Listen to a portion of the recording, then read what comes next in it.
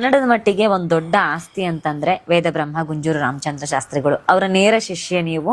So ಅವರೇ ನಿಮಗೆ ಮರುನಾಮಕರಣ ಕೂಡ ಮಾಡ್ತಾರೆ, ಲೇಖನಾಮ ಕೊಡ್ತಾರೆ ಅಶ್ವಿನಿ ದತ್ತ ಅಂತ. ಸೊ ಗುಂಜೂರು ರಾಮಚಂದ್ರ ಶಾಸ್ತ್ರಿಗಳಂತ ಒಂದು ಅದ್ಭುತವಾದ ಒಂದು ಪ್ರಕಾಂಡ ಜ್ಞಾನ ಭಂಡಾರ. ಸೊ ಅವ್ರ ಜೊತೆಗಿನ ಒಡನಾಟ ಹೇಗಿತ್ತು?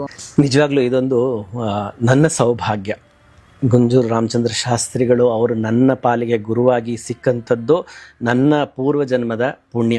ಒಂದ್ಸರಿ ನನ್ನ ಜಾತಕವನ್ನು ತೆಗೆದುಕೊಂಡ್ರು, ಅದರಲ್ಲಿ ನೋಡಿದ್ರು, ನಿಜವಾಗ್ಲೂ ನೀನು ಮಾಡಬೇಕು, ಇದನ್ನು ಮುಂದುವರಿಸು, ಹಿಂದಿನ ತಲೆಮಾರು ಬಿಟ್ಟ ಹಾಗೆ ನೀನು ಮಾಡಬೇಡ, ಇದರಲ್ಲಿ ಆಳಕ್ಕೆ ಇಳಿ, ಅಧ್ಯಯನ ನೀನು ಕೂಡ ಮಾಡ್ಬೋದು, ಬೇರೆಯವ್ರಿಗಾಗಿ ನೀನು ಮಾಡೋದು ಬೇಕಾಗಿಲ್ಲ, ನಿನ್ನ ಮಟ್ಟಕ್ಕೆ ನೀನು ತಿಳ್ಕೊಬೋದಲ್ವಾ ಅಂಥೇಳಿ ನನಗೆ ಒಂದು ಚಿಕ್ಕದಾದಂಥ ಒಂದು ಆಸೆನ ಅಂಕುರ ಮಾಡಿದ್ರು ನನ್ನಲ್ಲಿ. ಹಾಗೆ ಅವ್ರು ಕೊಟ್ಟಂತಹ ಗ್ರಂಥಗಳು ಏನು ಮ್ಯಾನುಸ್ಕ್ರಿಪ್ಟ್ಸ್ ಇದನ್ನೆಲ್ಲ ನಾನು ತಿದ್ದಲಿಕ್ಕೆ ಶುರು ಮಾಡಿದೆ.